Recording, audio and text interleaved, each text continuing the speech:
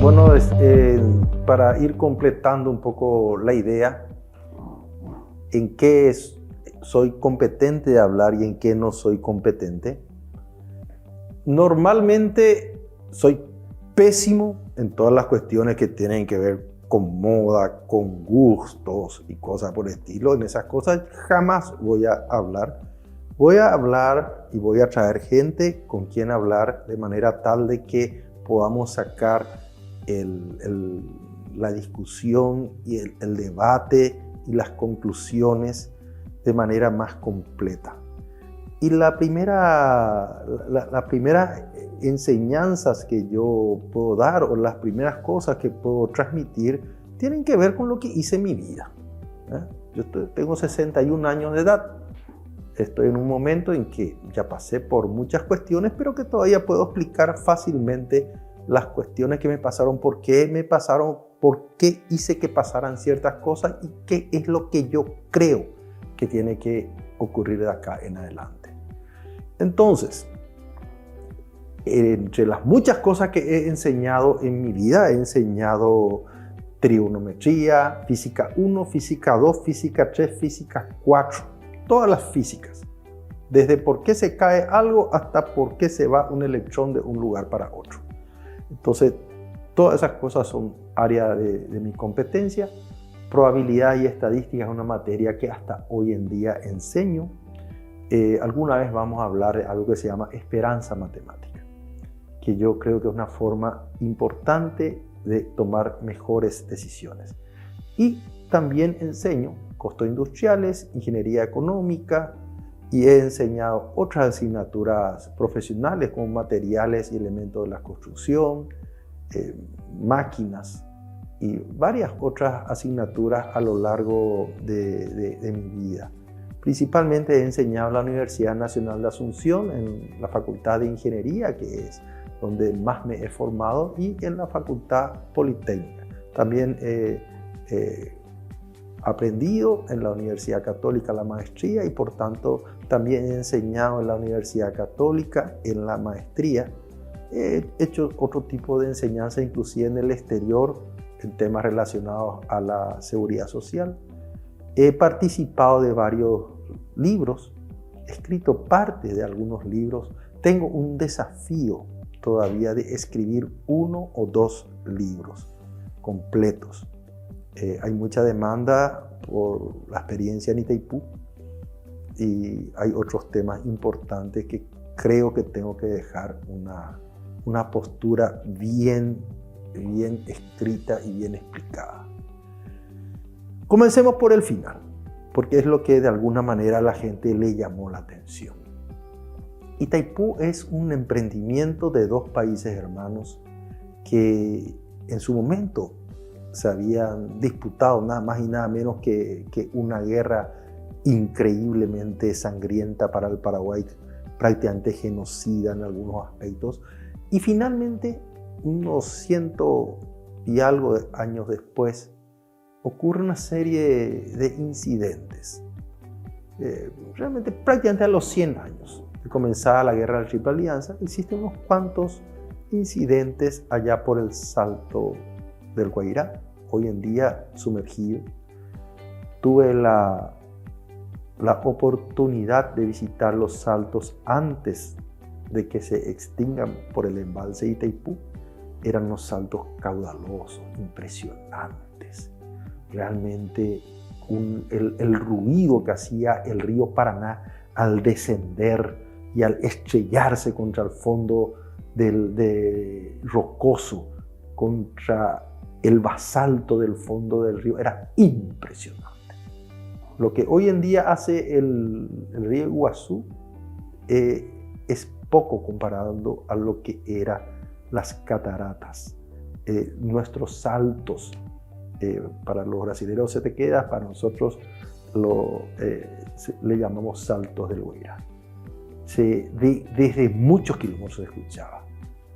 Vamos a tener la oportunidad de ver algunas filmaciones, cosas parecidas, a lo mejor.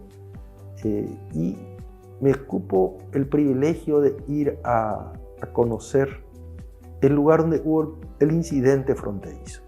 allá por 1965, un grupo de brasileros sobrepasaron nuestra frontera.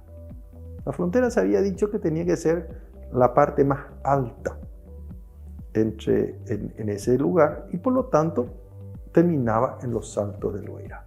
Como ya se empezó a ver de que ese salto tan grande, tan importante, podía generar mucha energía, la energía era un motor del desenvolvimiento económico de los pueblos y era a la vez un motivo también de ganancias económicas, entonces correr un poco la frontera parecía muy interesante para el pueblo vecino. Y sobre todo también porque nos había determinado bien. Fui ahí, conocí el lugar donde una maestra paraguaya, fallecida hace 4 meses, se fue con un grupo de niños e izó la bandera paraguaya frente a los soldados brasileños. Esa altitud de una docente tiene que ser inspiradora. Y esto les va a servir siempre de ejemplo, inspiración y advertencia a todas las personas que quieran pisar mal este suelo paraguayo que ya está muy bañado en sangre. Así comenzó. Después hubo idas y vueltas, voy a ir rápidamente, hoy todavía no voy a profundizar, después vamos a ir profundizando. Lo que sí que se llega desde ese primero a un arreglo en Foz de Iguazú y posteriormente al tratado en 1973. El tratado están sus anexos, 3 anexos, el anexo A, el anexo B y el anexo C, el tratado de Itaipú.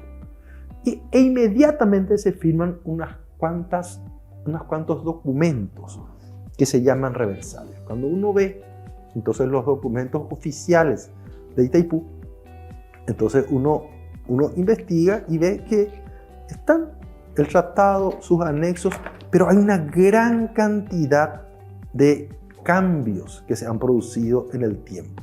Algunos de ellos acuerdos presidenciales, otros acuerdos que se llegaron en la mesa de negociación, y todo esto se fue finalmente aprobando en los respectivos parlamentos de ambos países. El Tratado de Itaipú se aprobó tanto en el Parlamento paraguayo como en el Parlamento brasileño. Cualquier modificación tiene que ir a ese ámbito. Hay muchas cuestiones operativas que se puede tratar en el mismo Consejo de Itaipú, y como por ejemplo la tarifa, el nivel de contratación, todo eso se puede arreglar en ese nivel.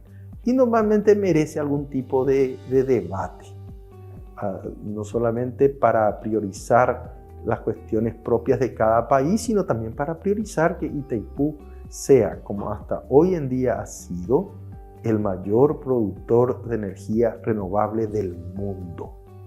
Ya hay una represa que tiene mayor potencia instalada, pero no hay ni una represa en el mundo que produzca siquiera cerca de la cantidad de energía que produce y ha producido Itaipú.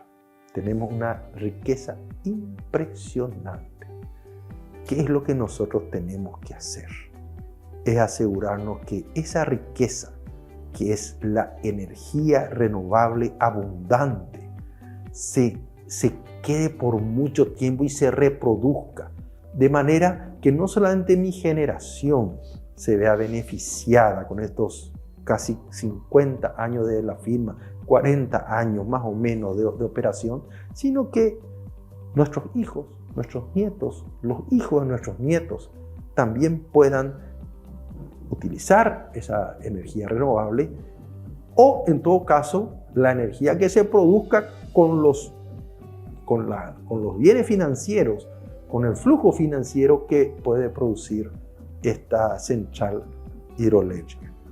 Para ese efecto hay algunos conceptos que voy a simplemente decir para que se entienda lo que está pasando en nuestro país, la discusión actual sobre el tema de Itaipú. El primer concepto que me parece muy importante es que es un emprendimiento paritario. El río Paraná son aguas internacionales, mitad Paraguay, mitad Brasil, mitad Paraguay.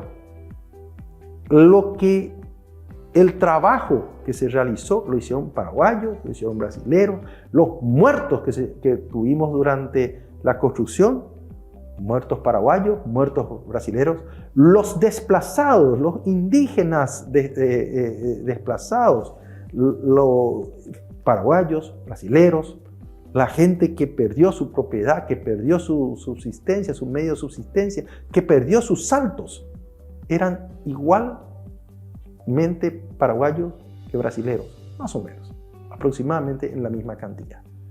O sea, esto es tan nuestro como de ellos. Si alguien quiere argumentar que Brasil puso todo y apenas Paraguay puso el río, se está mintiendo a sí mismo. Y es contrario a la verdad y a la historia. Lo que Brasil puso, la garantía financiera, la posibilidad de que obtengamos un crédito, eso ya fue saldado largamente, porque esos préstamos no fueron gratuitos y se pagan todos los intereses y se pagaron todos los intereses, inclusive se pagó de más por causa de las necesidades brasileras de la época en que la tarifa no se cumplió con el anexo C. Entonces, nosotros podemos decir fuera de toda duda que es 50 y 50. ¿Qué tiene que ocurrir entonces ahora? Por fin se está terminando de pagar la deuda. Se hubiese pagado antes si no hubiese sido porque en su momento se le benefició a Brasil con una tarifa reducida. En todo este tiempo, el gran beneficio que ha dado Itaipú a ambos países es impagable a la naturaleza. En un 90 y pico % se ha favorecido Brasil y en menos del 10% la energía la ha consumido el Paraguay. Entonces, eso obliga a ambos pueblos a que ese beneficio sea sustentable en el tiempo.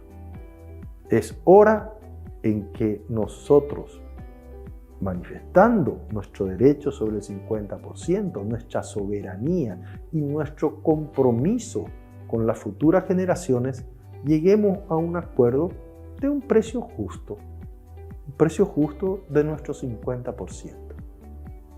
Una posibilidad, una libertad de utilizar eventualmente esa energía y en tal sentido poder nosotros establecer un nuevo trato. El trato actual monetario está en algo que se llama anexo C, que fue pensado en que era una represa que estaba llena de deudas, que por tanto lo más importante era pagar la deuda. Por eso Itaipú increíblemente no vende energía, sino que se contrata potencia. Después vamos a hablar de esas cuestiones con más profundidad. Es un caso casi único, porque ese era el énfasis del momento. Ahora eso ya terminó, o está terminando, el año que viene termina, y tendría que facturarse totalmente diferente. La displicencia, irresponsabilidad, o la dejadez, o la priorización de la coyuntura política hace que los pueblos no hayamos tenido, ni el brasilero ni el paraguayo, el tratamiento en la debida forma y tiempo, de manera tal de que ya no tengamos el nuevo anexo C. Y así podamos nosotros tener previsibilidad y encarar a las siguientes generaciones ya con una respuesta aumentada de qué puede ser Itaipú para el futuro del Paraguay. Entonces todo esto que les sirva, todo esto que he dicho, de ejemplo, inspiración y advertencia. Y cada uno de nosotros tenga como deber ser parte del cambio que desea ver en nuestro Paraguay.